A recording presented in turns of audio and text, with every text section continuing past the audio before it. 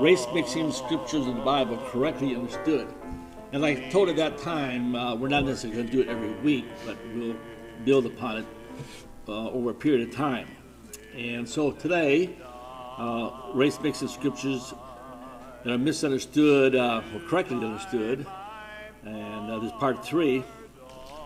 And we're going to take a look at the worldwide flood, also as we are told, which killed everything on the earth. And propagandists for the Satanic Rebellion, who support interracial marriage, way I see it, need the idea that there's a young earth, and they need to believe in a worldwide flood to give their theory credibility.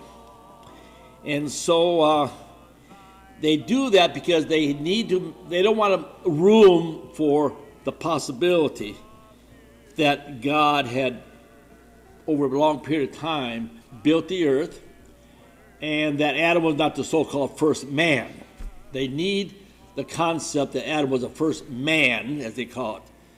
And any other thought on it, or possibly anything that would necessarily create the possibility that there are other so-called mankind, they want to discount. So they need the concept of Adam being father of all races, or at least Noah being the father of all races, and that Noah lived in a worldwide flood where everything was killed. So we're going to read the account in Genesis 6. It said, "And God saw that the wickedness of man was great in the earth, and that every imagination of the thoughts of his heart was only evil continually. And it repented the Lord that he had made man on earth. It grieved him at his heart. The Lord said, I will destroy man, whom I have created from the face of the earth, both man and beast, and the creeping thing, and the fowl of the air, for it repenteth me that I have made them.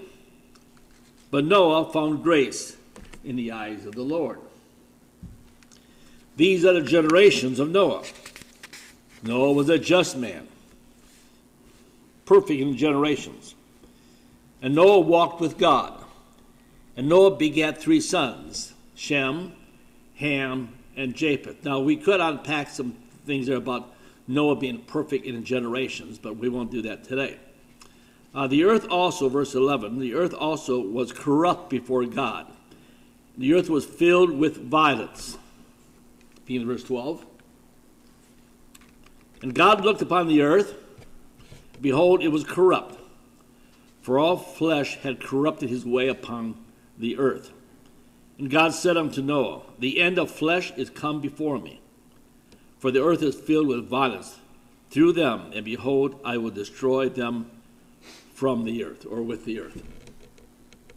Now this kind of sets a stage for what we're taught as children, most churches will teach. This worldwide flood that destroyed every living thing on the earth.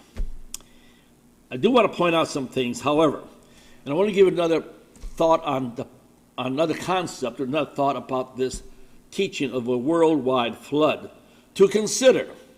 None of us was there, so we only can make our opinions based upon our studies and what makes sense from our own logical thinking and from Scripture. The word earth appears 9 times in that passage just read. The Hebrew word for earth is eretz. Most of you probably already know that. I don't think it's anything new I'm telling you. And eretz does not mean a globe like we think of a globe. Okay. Eretz in the Strong's Concordance means to, I've got it on the screen, I believe. Eretz in Strong's Concordance means to be firm, the earth at large or partially, in other words, just a portion of the earth. A land common could mean just a country. It could mean the earth we think of as a the whole globe. It also means field, it means ground, it means the land. It can mean nations, it can mean wilderness, or it means a world. So it can mean world, but it also could mean those other things. So we should not necessarily lock it into only that one meaning. I want to point out that I'm only giving the possibility that the world as we might think of it in its entirety, or the globe underwater, but the Bible doesn't say that. In fact, the Bible actually says quite the opposite. Now, in 2 Peter 3, verse 3 through 6, Peter's talking about the end time and the judgment and the evil nature of man. And he says there, knowing this first, that there shall come in the last days scoffers, walking after their own lust, and saying, where is the promise of his coming? For since the fathers fell asleep, all things continue as they were from the beginning of the creation. For this they willingly are ignorant of that by the word of God the heavens were of old, and the earth standing out of the water and in the water, whereby the world that then was, being overflowed with the water, perished. So Peter actually points out at that judgment that portion of the earth was underwater and a portion of the earth was outside of the flood, outside of the water. That's the way I believe he's saying there. Somebody may believe differently, and that's certainly, they're entitled to do that. All right. But many people believe the earth or the flood was a local event, a small area, relatively considered from the whole planet, that it was a relatively small area, and so it's very local. Now, the fact that Eretz means does not necessarily mean the globe or the whole world. We know that Cain was told what? He said that he was driven from the face of the earth. Now, Cain wasn't driven up into the sky and floated around in the sky. So when he was driven from the face of the earth, what did he do? He went to another land, another area, another location. The Bible said it was the land of Nod. So when he said he was driven from the earth, doesn't mean he went up into the sky. He went to another location. So that's, again, where we see Eretz means a specific location, not necessarily the whole world. Some have suggested that the Tarim Basin in northern China was the location of the flood, but others, which I think is probably more reasonable, suggest that it was Mesopotamia, the present-day location of Iraq, is where the flood occurred. Now, somebody might say, well, if it was a local flood, one of the arguments people say, well, if it's a local flood, why did these people just climb up the mountain, climb out of the flood of water?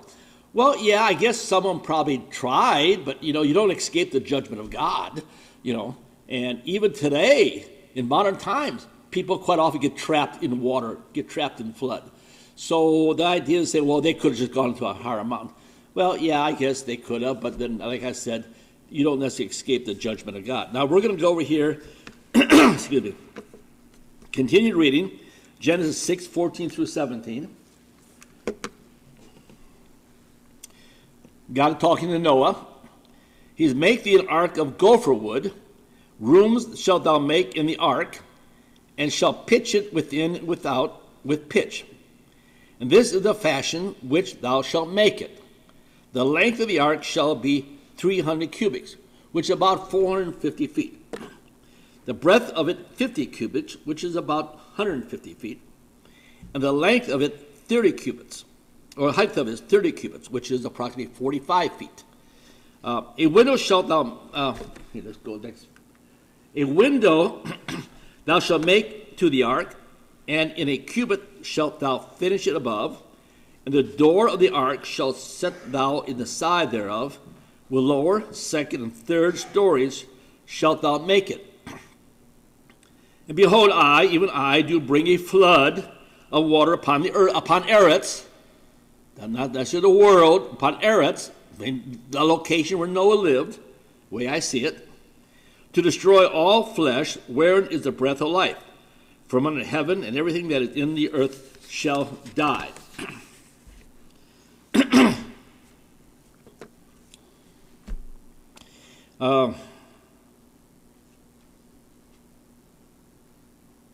The flood, as I see it, was local. And everything shall die. Now I know that we're told, and as I was taught, and you were no doubt taught the same thing, that this worldwide flood covered the world. Everything under it was covered under, and everything died. Everything died. And people say, well, how could all those animals be in the ark? Now Ken Ham, who fashions himself as some type of a intellectual, has what they call the Creation Museum in Kentucky, in which he demonstrates how all the animals could actually fit in the ark. And I think it's fantasy, but nevertheless he does do that. Now, we're going to talk about that, all the animals in the ark, in a second. The flood occurred 1,500 years or 1,600 years after Adam. Now, did all the dinosaurs, were they in the ark too? And because the ark is going to have all the animals. And remember, the ark is 1,500 years after, or the flood is 1,500 years after Adam. And so Ken Ham and those who promote the young earth theory say, yes, the dinosaurs were all in the ark. And here's what Ken Ham writes. Because of this wickedness, God warned a godly man. This is what Ken Ham writes in his book. God warned a godly man, Noah, that is going to destroy the world with a flood.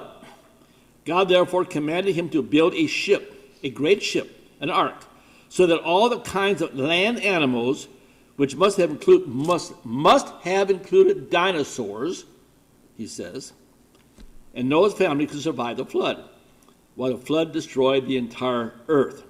Now, there are, according to what I read and studied, there are 1,047 different species of dinosaurs that have been named.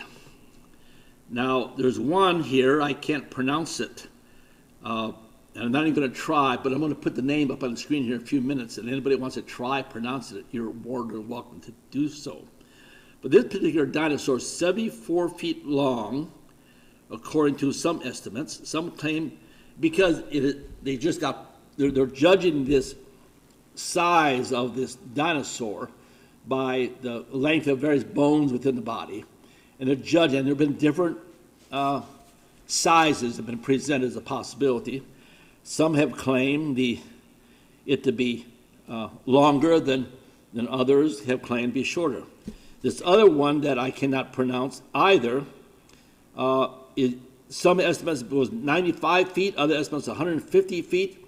Some estimated it weighed about 200 tons. That's a big animal, 200 tons. And it was 60 foot tall. Now, I find it a little odd that a 60-foot tall dinosaur is going to fit in an ark that's only 45 feet tall. But Ken Ham says that they were in there. Now, some of these people claim that God reduced the size of these dinosaurs and made little miniature dinosaurs.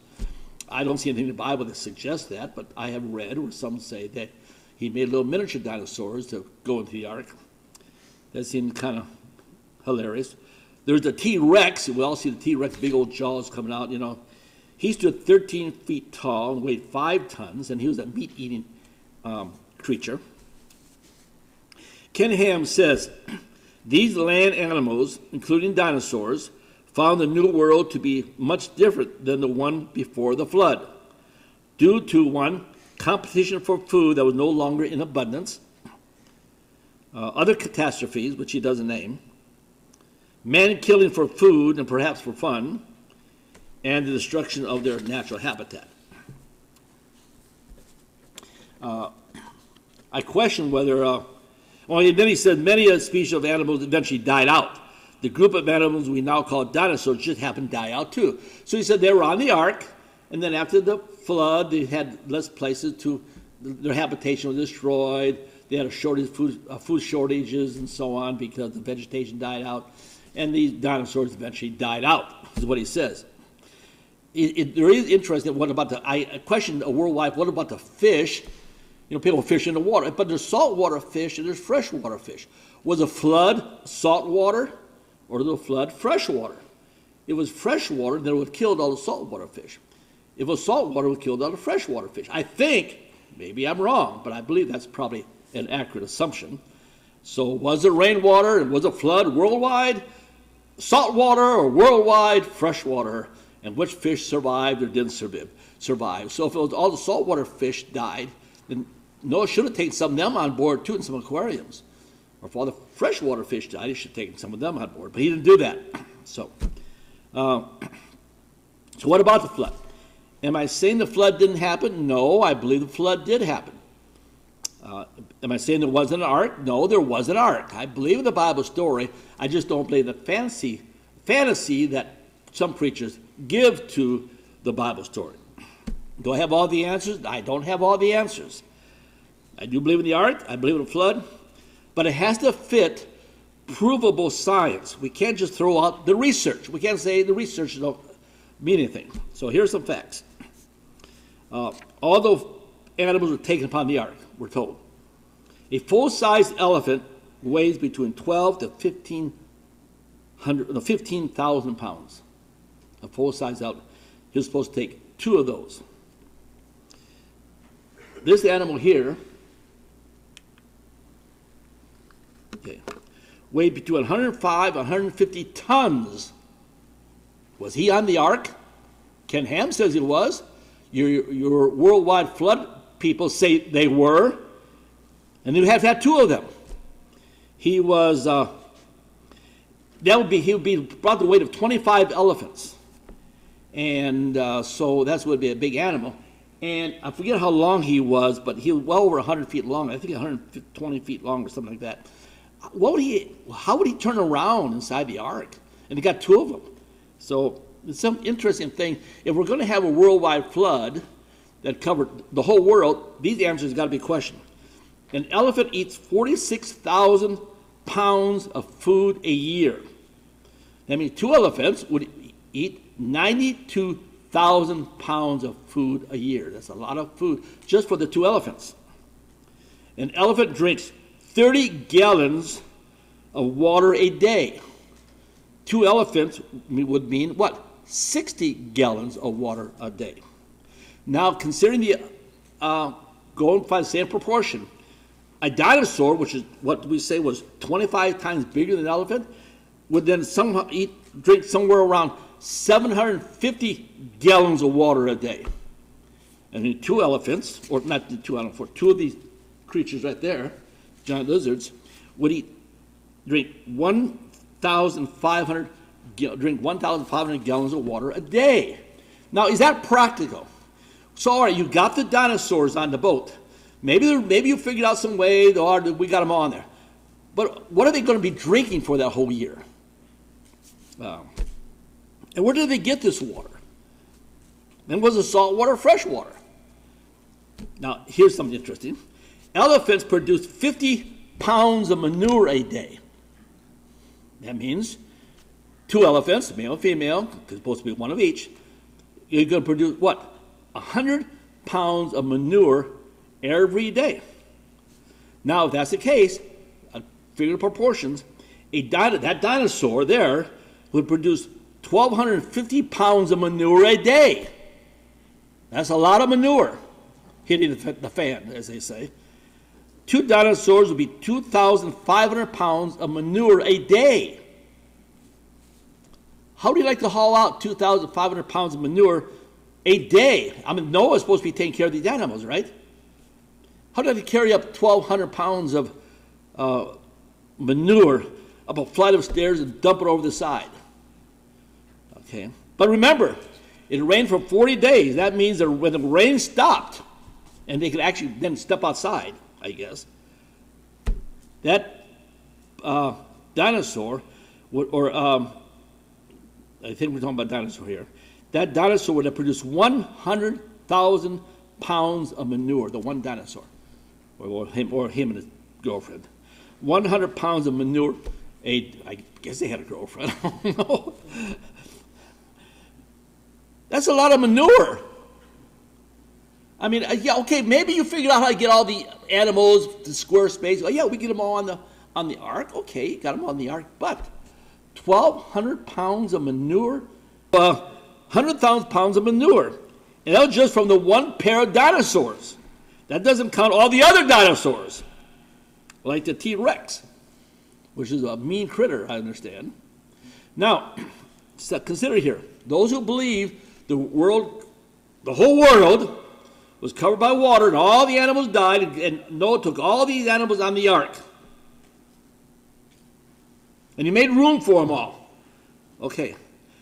And then suddenly, and perhaps you figure, yeah, Noah just worked really hard, dumping manure off the side. He got a wife and three sons and their wives, so they spent all day long dumping them. Even if you wanted to believe that, we have another issue.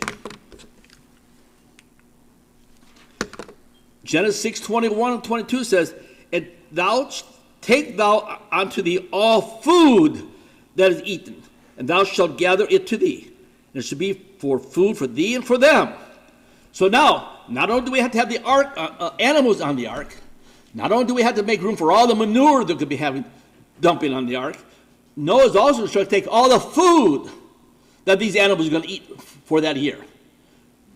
That's a lot of food. Now consider, not all animals are grain eating. Okay, you got some animals that eat meat.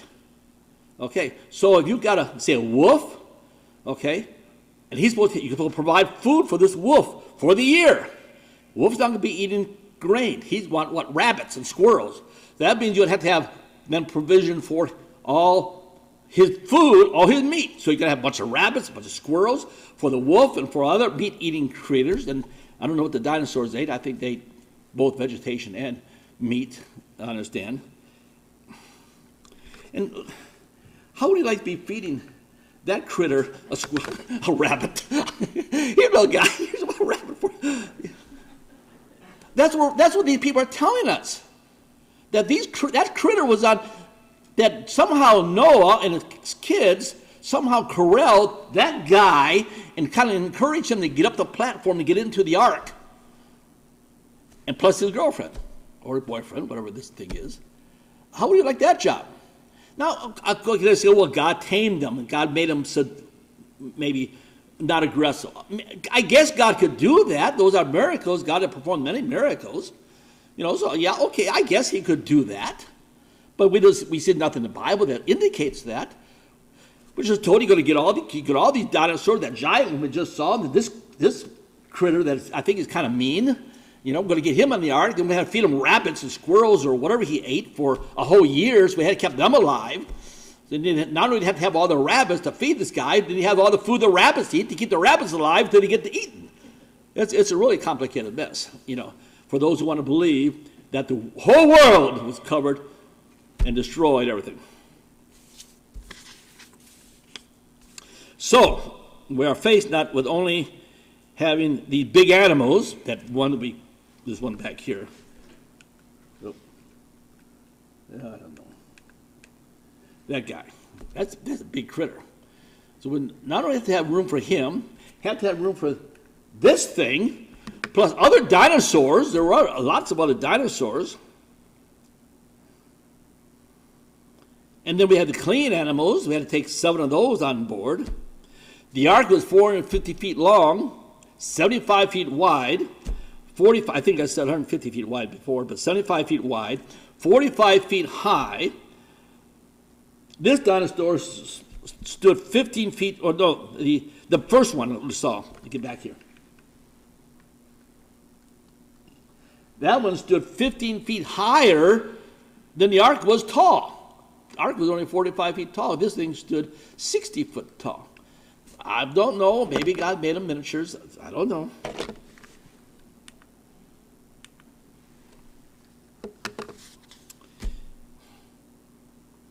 Even the baby dinosaurs of these guys, of that big one, was 25,000 pounds. So no wonder people are skeptics. No many people go off to college and they show this stuff and people become skeptics of the Bible. It's no wonder. Now, I'm going to present my thought on it, okay? And I'm finished a little bit early, I know. Okay. There was a flood. It was a local flood. It was the area in which Noah lived. He was told to take animals in the ark. He'd take food in the ark. Okay? In my mind, what God was telling Noah is, take the animals upon the ark that you're going to need when you come back for your homestead. He didn't need to take meat-eating creatures on the ark, but I do not know of any meat-eating creatures that are considered clean food. All the clean animals we see that God approves for consumption are all grass or grain-eating foods. So there are no meat-eating animals except for fish that he would have taken on the ark. So he didn't have to worry about any of those meat creatures. Only he had to do was take himself a cow, or maybe a couple of cows, maybe take a donkey, and maybe a horse and a mule. Didn't have mules, but they had donkeys anyway, horses. Maybe after donkey and horse got on board, it came off with a mule. I don't know. Anyway, so he maybe took a couple horses. He took some cows. He took some maybe a donkey, maybe some chickens, and a few other things that they needed for their homestead when they came off the ark. All the other creatures, they were already scattered throughout the world. He didn't have to worry about rabbits and coyotes and foxes and all this stuff. They're already scattered throughout the world, living in their natural habitat. The only concern that Noah had was God destroyed that little paradise where man had corrupted. And I know people say, why didn't God tell Noah to go over the hill, climb up the hill? I don't know why. Why did Jesus tell some people to move the stone? Why did Jesus have angels move the stone when he resurrected? I don't know why. Don't ask me that. I don't know why he didn't tell Noah, just climb up the mountaintop, you'll be saved. I don't know why he could have just built a barrier of water around, like they separated the Red Sea where there's a wall of water. He could have made a cushion or a paradise, I guess, oasis in the middle of that basin and where Noah's safe. He could have done that. I don't know. But one of the things I do know, I believe anyway, he didn't take those critters on an ark, have to provide all the meat for those critters, carry all their poop over the deck and get rid of all that every single day. I do believe that is fantasy thinking. And I do believe that's why sometimes people become skeptics of the Bible, because God did not instruct Noah to do any of those things. He instructed him to build an ark. Bring upon the ark 7 of the clean, and 2 of the unclean, male and female. And they came upon the ark.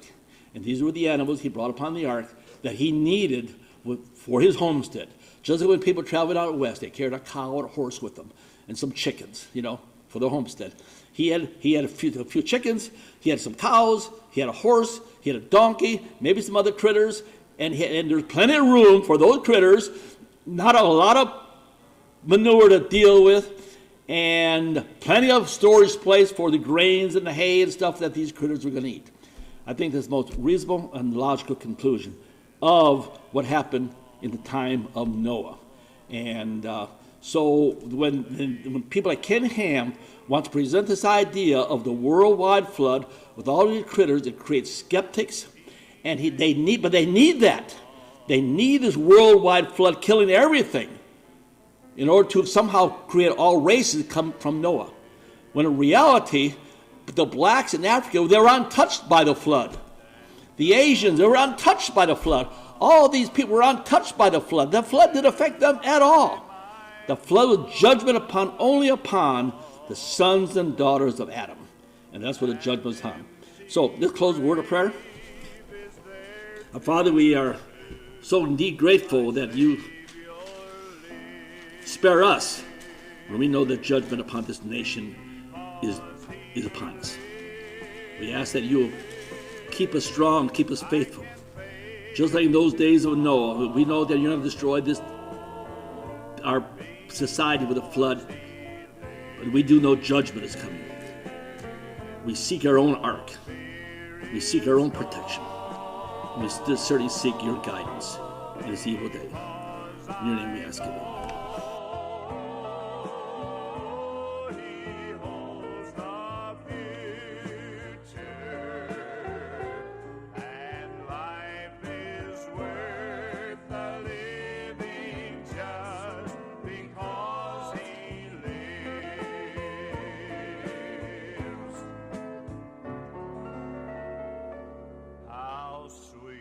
To hold